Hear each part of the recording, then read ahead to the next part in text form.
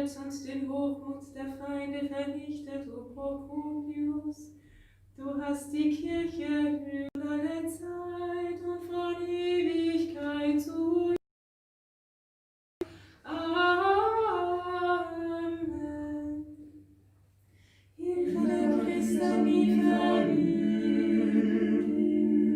Mitleid beim Schöpfer und Bonde,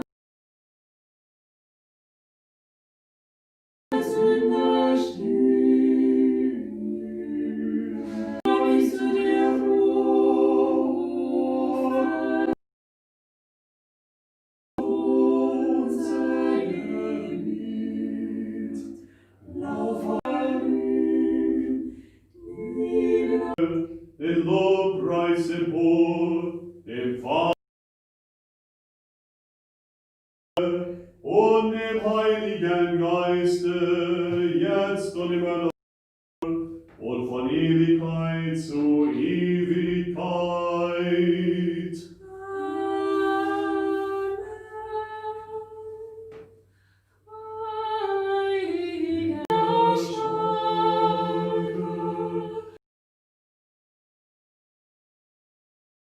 Bitte, erbarme uns. Alias ist hier.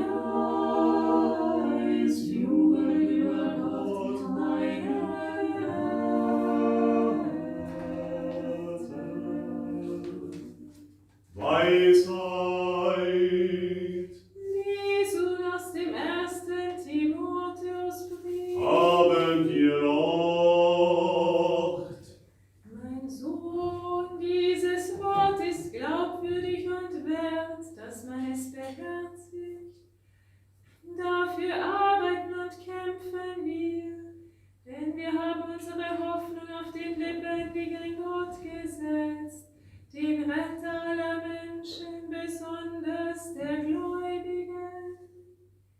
Das sollst du anordnen und lehren. Niemand soll dich wegen deiner Jugend gering schätzen. Sei den Gläubigen ein Vorbild in deinen Worten, in deinem Lebenswandel, in der Liebe, im Glauben, in der Lauterkeit. Lies ihnen eifrig aus der Schrift vor, ermahne und belehre sie, bis ich komme. Vernachlässige die Gnade nicht, die in dir ist und die dir verliehen wurde, als dir die Ältesten aufgrund prophetischer Worte gemeinsam die Hände auflegten. Dafür sollst du sorgen, darin sollst du leben, damit allen deine Fortschritte offenbar werden.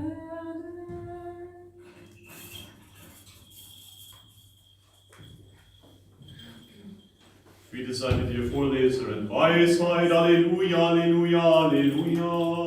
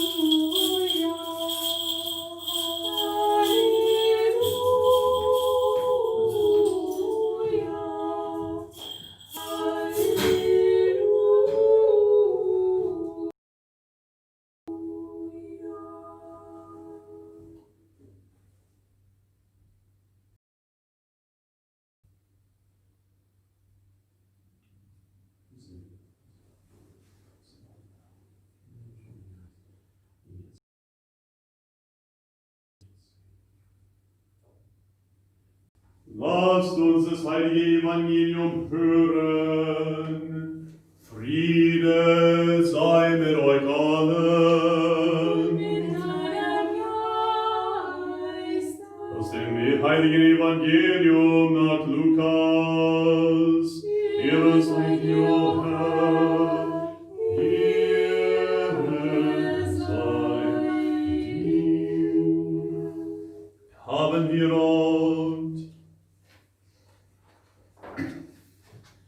in jener Zeit stieg Jesus mit seinen Jüngern den Berg hinab.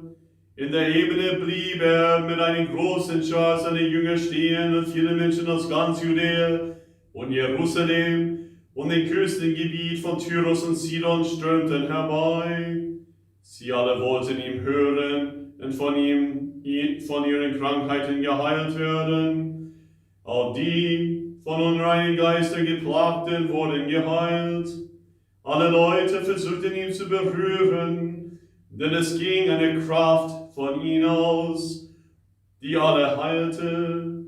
Dann rief er die 12 zu sich und gab ihnen die Kraft und die Vollmacht, alle Dämonen auszutreiben und die Kranken gesund zu machen. Und der Herr sprach zu ihnen: Wer euch hört, der hört mich, und wer euch ablehnt, der lehnt mich ab. Und wer mich ablehnt, der lehnt den ab, der mich gesandt hat. Die 72 kehrten zurück und berichteten voll Freude: Herr, sogar die Dämonen gehorchen uns, wenn wir deinen Namen aussprechen. Das sagte er, sie haben die Vollmacht gegeben, auf Schlangen und Skorpionen zu treten und die ganze Macht des Feindes zu überwinden. Nichts wird euch schaden können. Doch freut euch nicht darüber, dass euch die Geister gehorchen, sondern freut euch darüber, dass eure Namen im Himmel verzeichnet sind. In dieser Stunde rief Jesus vom Heiligen Geist erfüllt voll Freude aus: Ich preise dich, Vater, Herr des Himmels und der Erde, weil du all das den Weisen und Klugen verborgen, den Unmündigen aber offenbart hast. Ja, Vater, so hat es dir gefallen. Mir ist von meinem Vater alles übergeben worden, und niemand weiß, wer der Sohn ist, nur der Sohn, nur der Vater, und niemand weiß, wer der Vater ist, nur der Sohn, und dem ist der Sohn offenbaren will.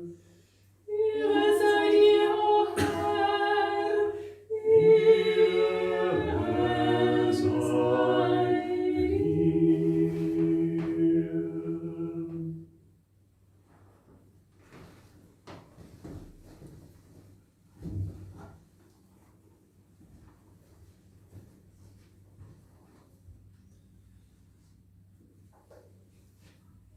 Wir werden Blick im Evangelium heute werfen.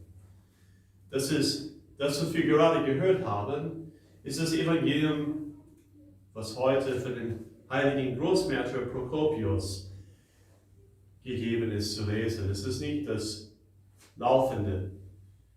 Und das ist sehr interessant, denn ich habe bei das Gebet der 3. Stunde heute den eigentlichen Tagesevangelium gelesen.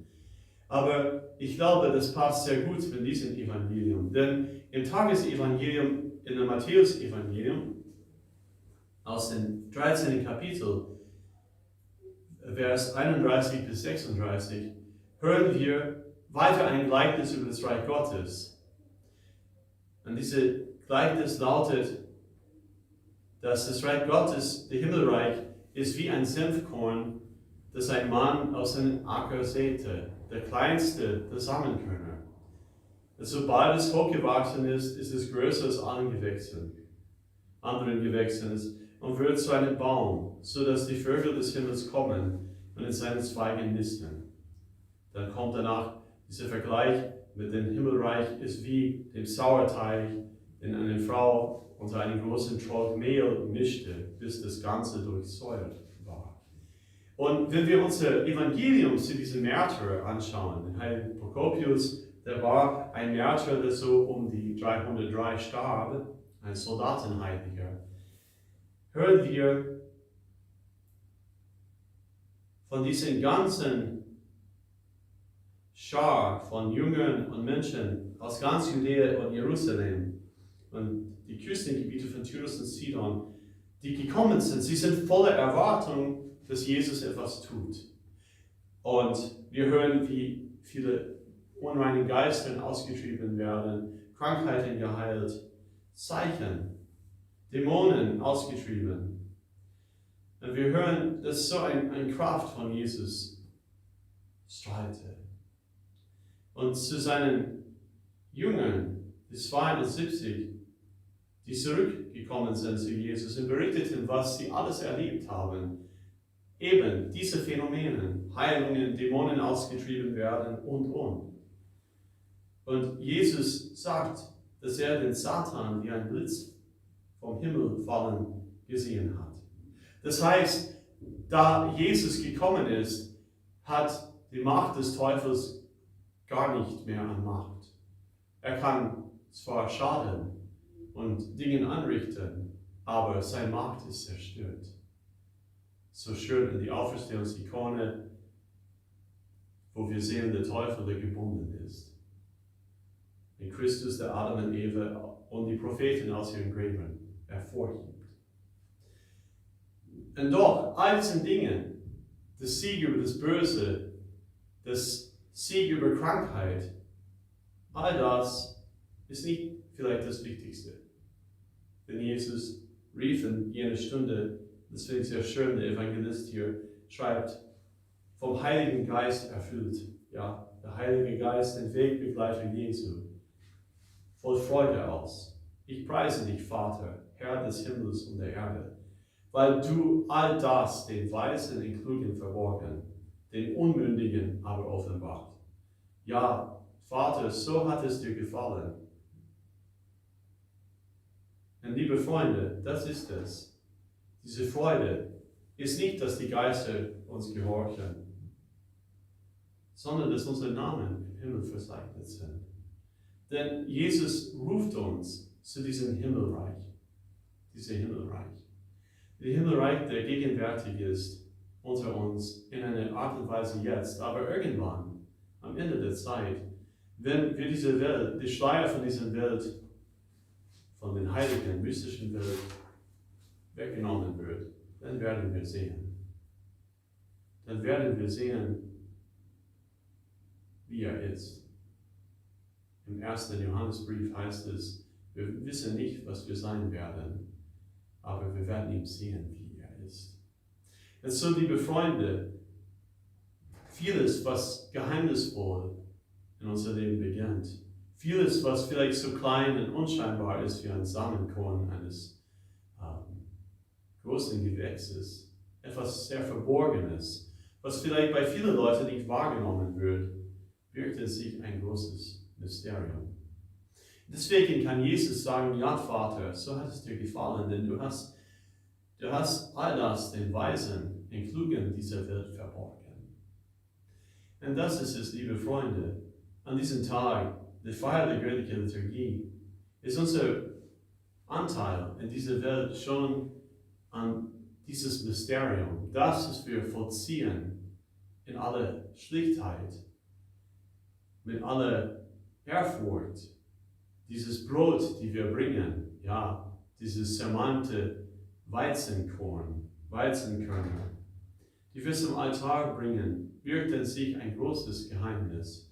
Denn dieses unscheinbare Senfkörnchen wird zu einem großen Baum aufsprießen, nämlich der Herr, der Autor unseres Lebens. Und er möchte uns vieles offenbaren, vieles in unser Leben lenken.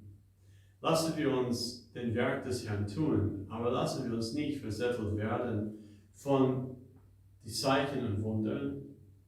Die sind auch zu tun. Jesus sagt seinen Jüngern, sie werden auch größere Werke vollbringen. Aber das sind nur Zeichen, die darauf hindeuten, auf das Unfassbares, dass unser Name im Himmel verzeichnet ist. Und vielleicht zum Schluss sage ich, so schön wie das Evangelium zu Ende kommt. Mir ist von meinem Vater alles übergeben worden. Niemand weiß, wer der Sohn ist, nur der Vater. Niemand weiß, wer der Vater ist, nur der Sohn und der, dem es den Sohn offenbaren will. Ein Geheimnis zu offenbaren hat sehr viel zu tun mit einem Mensch in Vertrauen zu nehmen, auf Augenhöhe mit dem Mensch zu sein. Und das ist es, liebe Freunde. Der Herr hat uns berufen für diese Augenhöhe. Ja, wir Staub, was können wir? Und doch, durch die Adoption, durch Jesus Christus, der allein durch Jesus Christus geschieht, sind wir hineingenommen in dieses Mysterium der Sohnschaft. Die Kirchenväter sprechen sehr oft, dass wir alle sind Söhne in den Sohn. Das ist die Sprache, es ist vielleicht nicht so politisch korrekt für unsere Zeit, aber durch die Sohnschaft des Sohnes Gottes sind wir wirklich Söhne und Töchter des Vaters. Und die Söhne und Töchter des Vaters sind Miterben mit Christus. Das heißt, der Vater schaut uns auf Augenhöhe mit seinem Sohn. Und das ist etwas Unfassbares. Denn Jesus, da er war Gott und gleichzeitig auch war Mensch ist, zeigt uns den Muster unseres Lebens. Er zeigt uns, wer wir sind. Wir sind Töchter Gottes. Das heißt, uns ist auch gegeben, Anteil zu haben an das, was Jesus hat. Und das ist die größte Freude. Nicht, dass die Dämonen ausgeschrieben wird, was eine Freude ist, jedes Mal, wo ein Sieg gegen das Böse eingesetzt ist in unserer Welt. Dieser Sieg, der letztendlich vollendet ist in die Auferstehung. Aber das Größere ist, dass wir geheilt wird von unserer Ohrkrankheit. Dass diese Abbildung Gottes in uns zu Vorschein kommt. Dass wir auf Augenhöhe sind mit Christus und wahre Kinder Gottes werden. Auch die Fürsprache des heiligen Großmärtyrers Prokopius, dessen Gedächtnis wir heute begehen, und aller Heiligen, Christus unser Gott, erbarme sich unser und errette uns. Amen.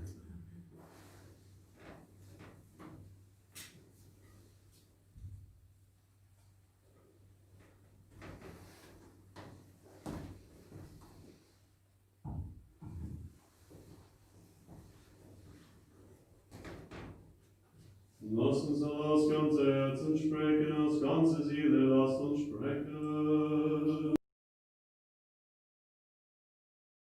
Bitte, wir bitten dich, erhöre uns und erbarme dich unser.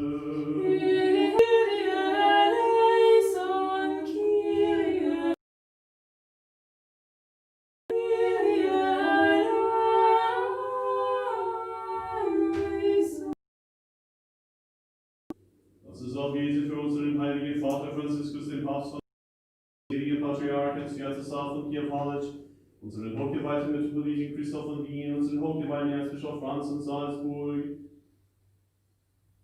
und für jene, die in diesen Gotteshaus dienen, dienten, für unsere geistigen Väter, für alle unsere Brüder und Schwestern in Christus.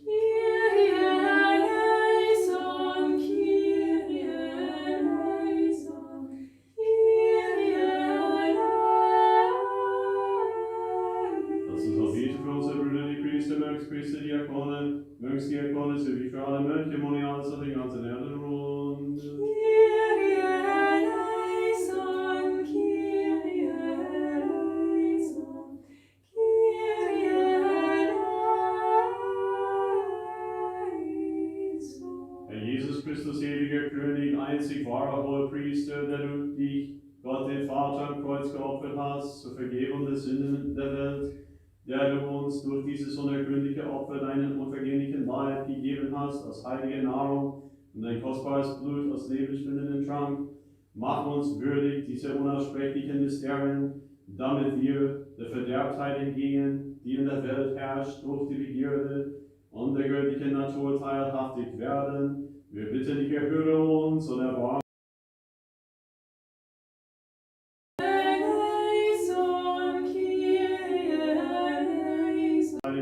sowie für alle von uns gegangene Väter, Mütter, Brüder, Schwestern, Kinder, lass uns alle sprechen. Kyrie eleison, Kyrie eleison, Kyrie eleison. Lass uns auch beten für alle, die deine heiligen Kirchen Wohltaten erweisen, für alle, die vor dir dienen, für die Sänger, für alle Anwesenden, für alle rechtgläubigen Christen, die von dir das große und reiche Erbarmen erwarten. Kyrie eleison, Kyrie eleison, Kyrie eleison. Gnädiger und liebender Gott bist du, dir sind wir uns in Lobpreis im Wohl, dem Vater, dem Sohn und dem Heiligen Geiste, jetzt und alle Zeit von Ewigkeit zu Ewigkeit. Amen. Ja, wir gläubigen. Kyrie eleison.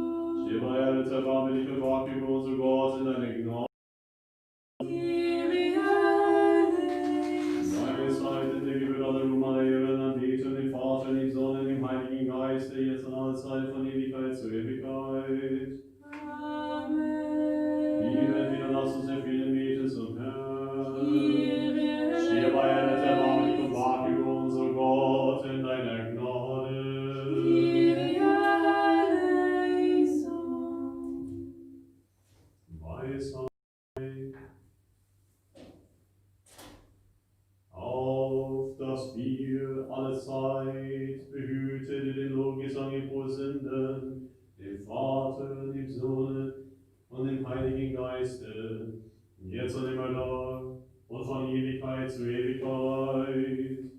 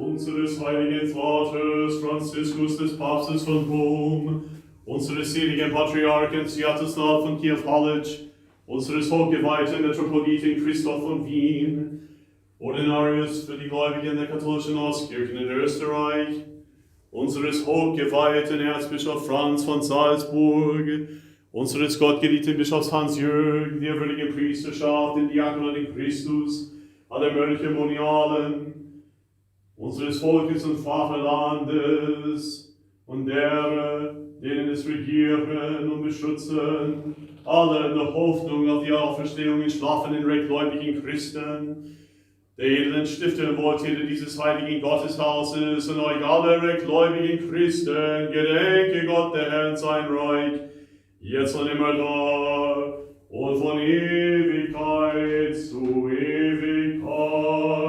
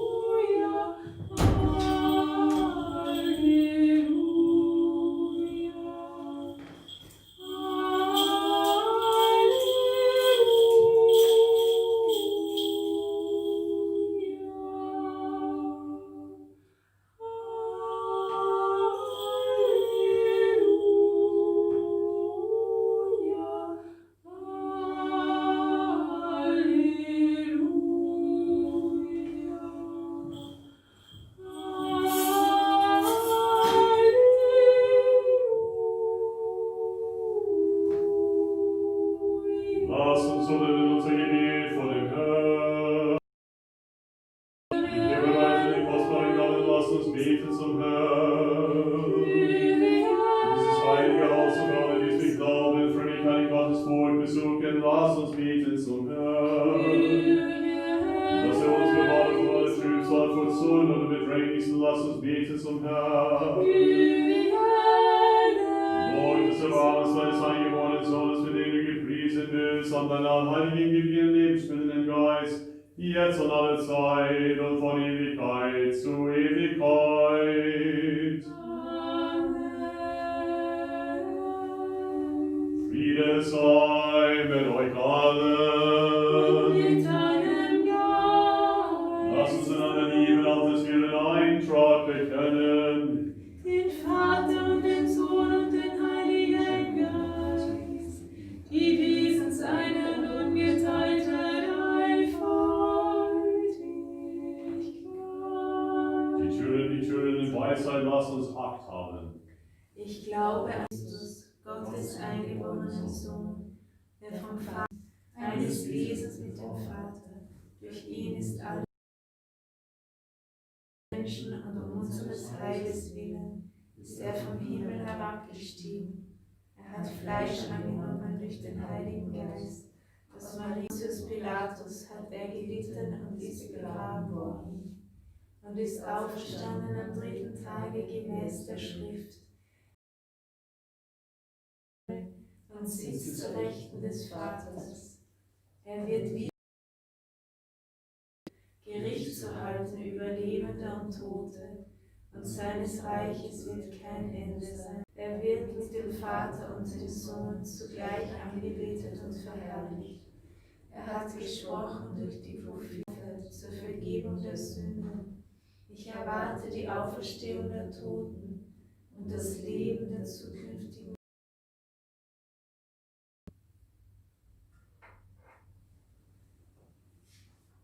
Lasst uns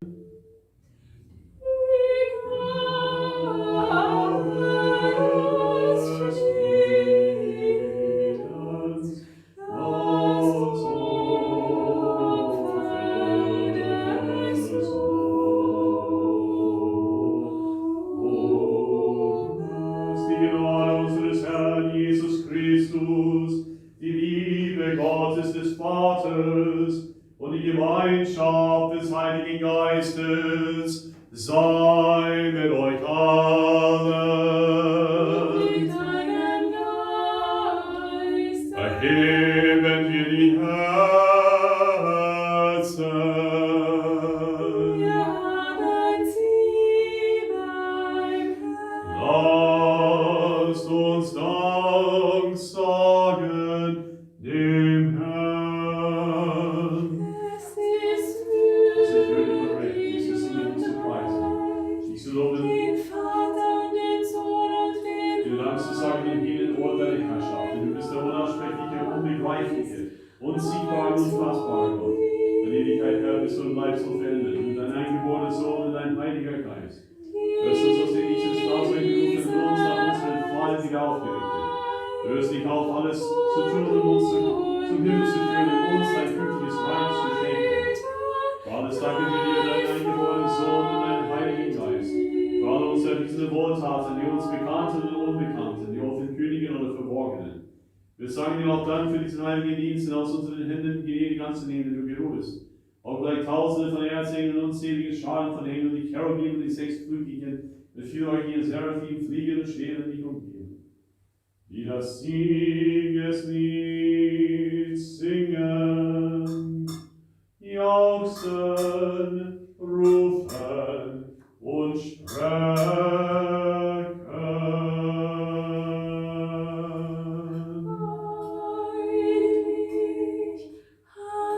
Heilig, heilig, Herr Sabaoth. Himmel und Erde sind Diese seligen Mächte, Menschen, die der Herr singen und rufen auch wir. Heilig bist du, allheilig, du dein eingeborener Sohn und dein Heiliger Geist. Heilig bist du über alles Heilige und wunderbar ist deine Herrlichkeit. So sehr hast du die Welt geliebt, zu deinem eingeborenen Sohn dein hinaus, damit jeder, der ihn glaubt, nicht verloren geht, sondern das ewige Leben habe.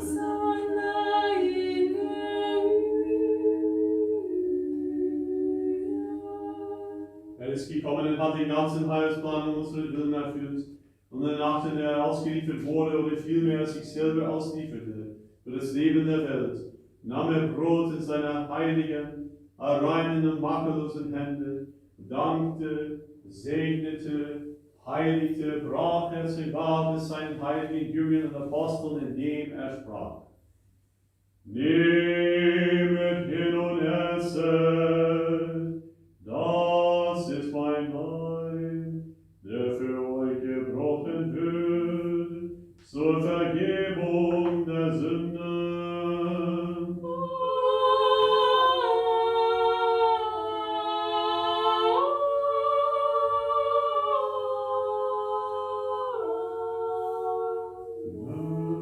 Ebenso nahm er nach dem Mahl den Kelch und sprach: Trinket alle daraus, das ist mein Blut des neuen Bundes, das für euch und für viele vergossen wird, zur Vergebung der Sünden.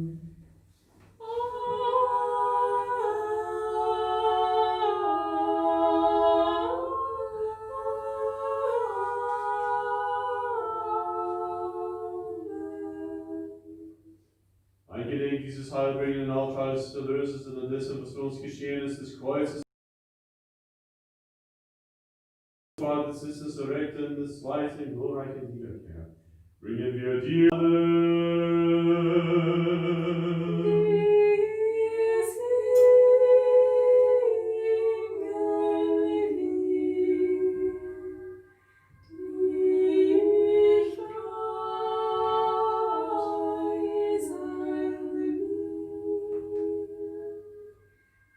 wir beginnen diesen geistlichen und blutigen Opferdienst dar. Wir rufen dich an, wir bitten und flehen zu dir. Sende deinen Heiligen Geist herab auf uns und auf diese vorliegende Gabe. Gott sei mir so gnädig und erbarmlich meinen. Gott sei mir so gnädig und erbarmlich meinen. Gott sei mir so gnädig und erbarmlich meinen. Mache dieses Brot zum kostbaren Leib des Christus, deinen Heiligen Geist. Amen. Amen. diese heilige Gabe denen, die sie empfangen, zur Nüchternheit des seligen Reichens, zur Verzeihung ihrer Sünden, zur Gemeinschaft des Heiligen Geistes, zur Fülle des himmlischen Reiches, zu Vertrauen auf dich und nicht zum Gericht zur Verdammnis. Wir bringen dir diesen geistigen Opferdienst, auch für jene da, die uns im Glauben vorausgegangen sind. Unsere Vorväter, Väter, Patriarchen, Propheten, Apostel, Verkündiger, Evangelisten, Märtyrer, Kenner des Beten, für jede gerechte Glauben verschiedene Seelen.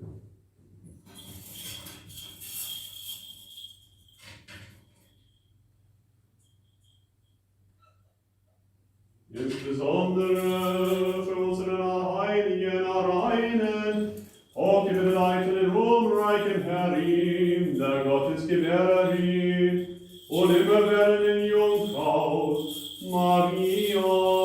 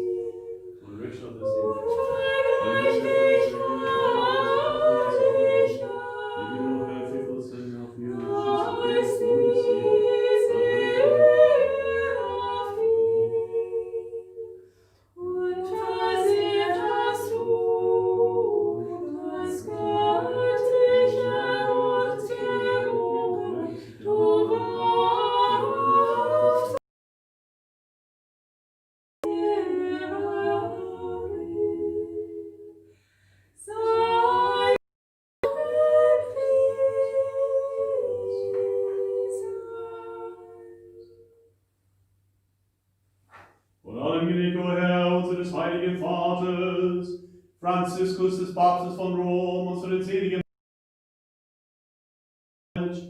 unseres hochgeweihten Metropoliten Christoph von Wien, unseres hochgeweihten Erzbischofs Franz von Salzburg, unseren gottgeliebten Bischof Hans-Jürgen, halte sie deine heilige Kirche in Frieden, Wohlergehen, ihre Gesundheit, langen Leben, in der rechten Verwaltung des Wortes deiner Wahrheit und an Ehre, die an jeden Sinne hat.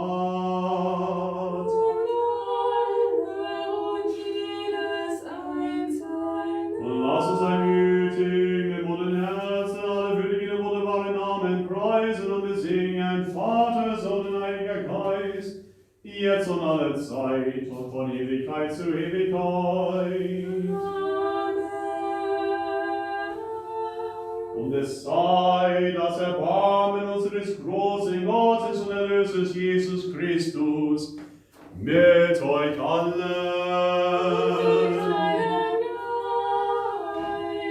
Nachdem wir alle Heiligen gedacht haben, lasst uns wieder in Frieden beten zum Herrn.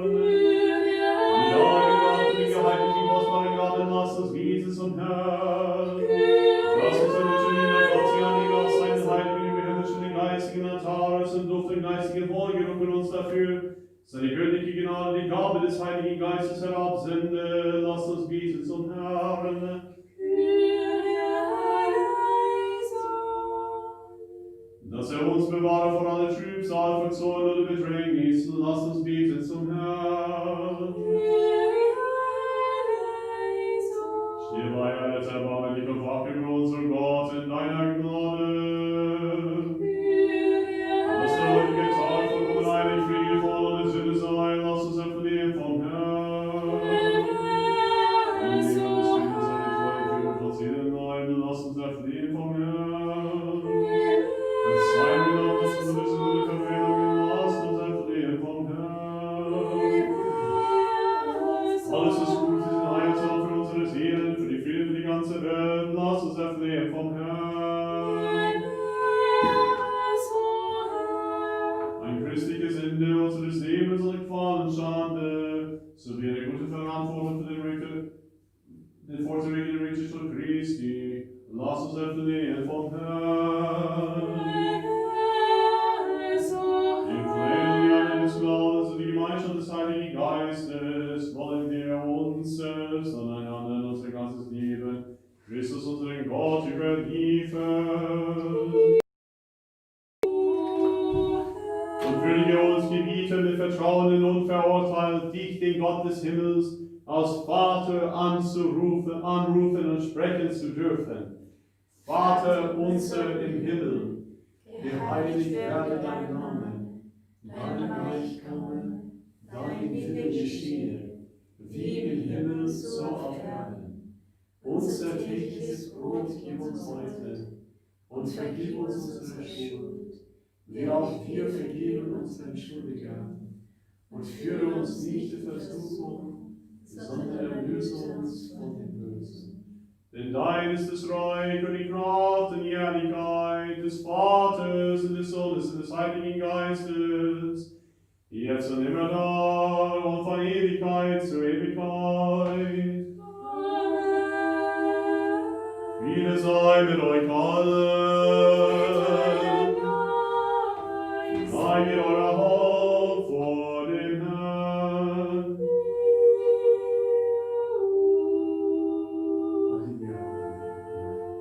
Das Jahr nicht auf Fleisch und Blut tanzen von dir in Ehrfurcht gegenüber. Das ist eine heilige Aufgabe, mein Herr. Uns also zu heiligen, denn jetzt eben, so ist es im Jahr. Weißt du, du weißt, ein Heiligen kann, du aßt uns das in der Hand. Durch die Gnade sein geborenen Sohn ist, mit dem du gepriesen bist, an deiner heiligen, gütigen, lebensspendenden Geist, jetzt und immer da und von Ewigkeit zu Ewigkeit.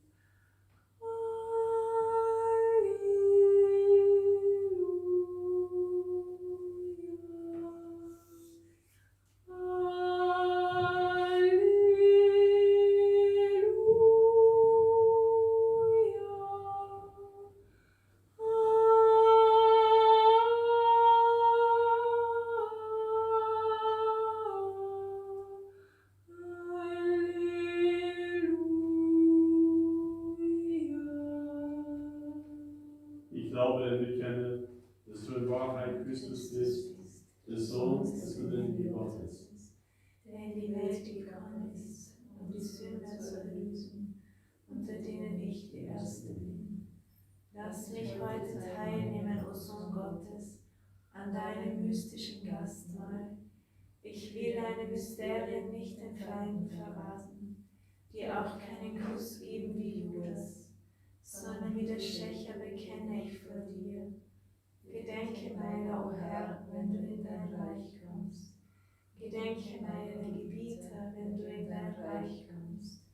Gedenke meiner Heiliger, wenn du in dein Reich kommst. Nicht zum Gericht oder zur Verdammnis, möge mir die Teilnahme an deinen Mysterien gereichen, sondern zur Heilung der Seele und des Leibes. Gott sei mir armen Sünder gnädig. Gott, verzeih mir meine Sünden und erbarme dich meiner. Ohne Zahl habe ich gesündigt, Herr, verzeih mir.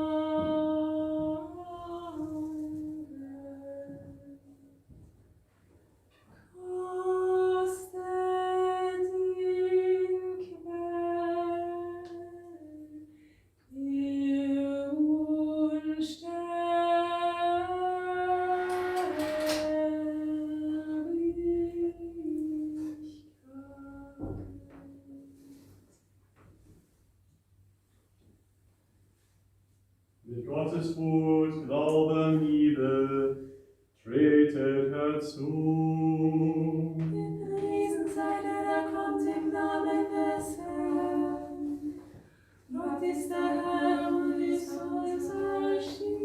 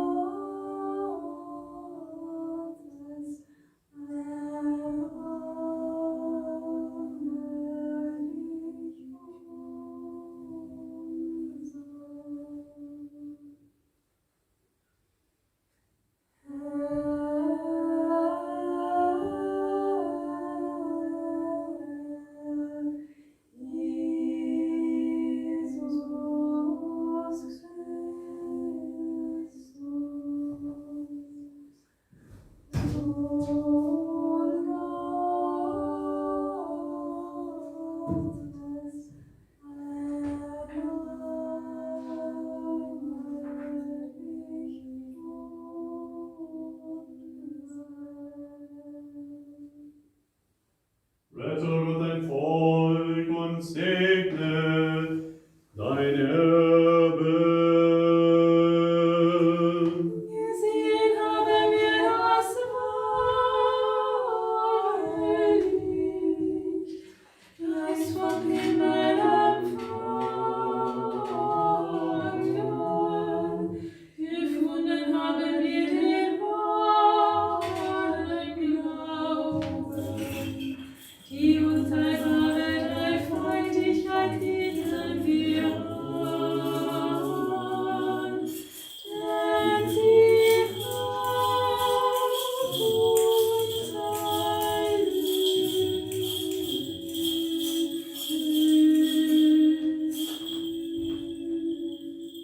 Die Füße sein Wort.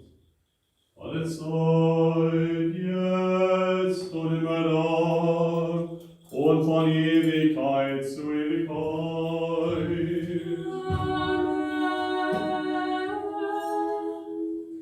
Erfüllt unser Mund von deiner Flucht,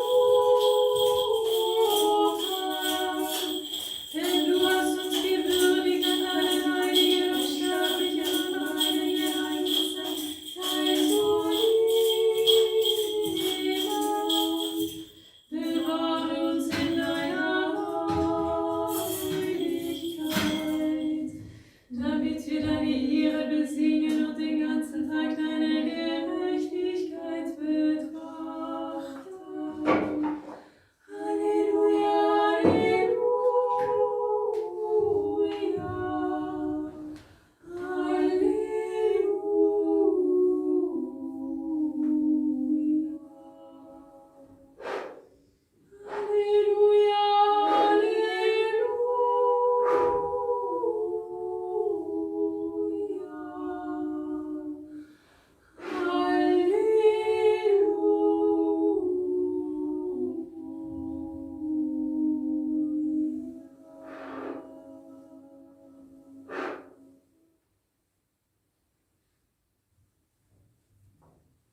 Steh nun aufrecht, wir haben empfangen die göttlichen, heiligen, reinen und sterblichen Lebensmittel in Ehrfurcht wie die Geheimnisse Christi. Und lass uns für den Gang sagen, den Herrn. Hierbei errette erbarmlich und wach über uns, o Gott, in deiner Gnade. Erflehen es diese ganze Tag vollkommen heilig, friedvoll und ohne Sünde sei, wollen wir uns selbst und einander unser ganzes Leben in Christus, unseren Gott, überliefern. Denn du bist unsere Heiligung, in dir sind wir uns in Lobpreis empor, dem Vater, dem Sohn und dem Heiligen Geiste, jetzt und immer da und von Ewigkeit zu Ewigkeit. Amen. Gehen wir in Frieden. Lasst uns beten zum Herrn.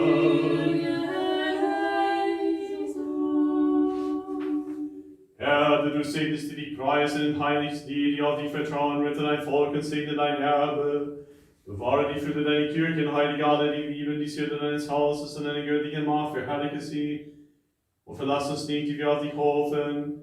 Ihr Frieden in deiner Welt, in der Kirche, in den Priestern, in den Regieren, den Herrn, in deine ganze Volke. Denn jede gute Gabe, jedes vollkommene Geschenk von oben, kommt herab von dir, dem Vater der Lichter.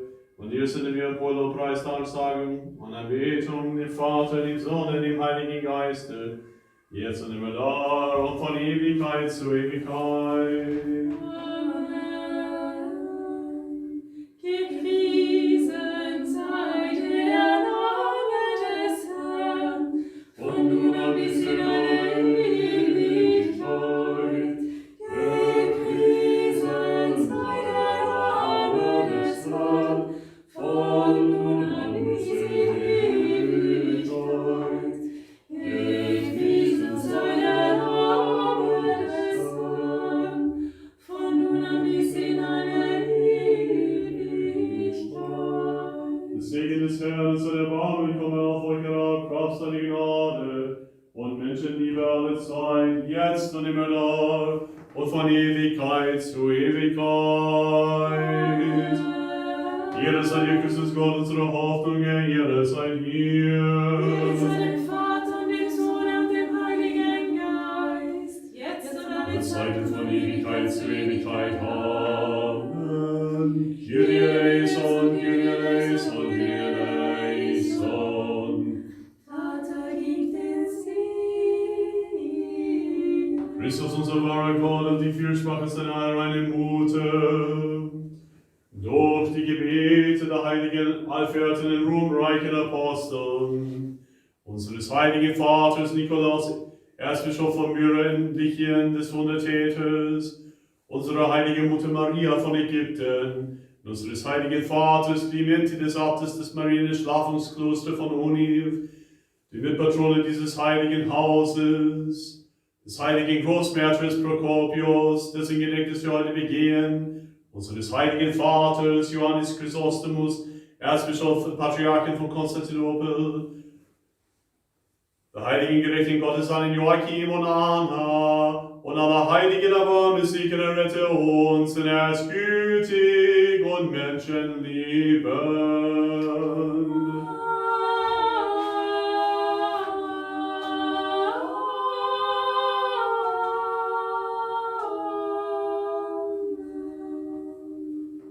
Danke für das Mitbeten. Wir wünschen allen eine gesegnete Woche. Herzliche Einladung an die Liturgie am Samstagabend um 17:30 Uhr, die Vorabendliturgie für den 6. Sonntag nach Pfingsten.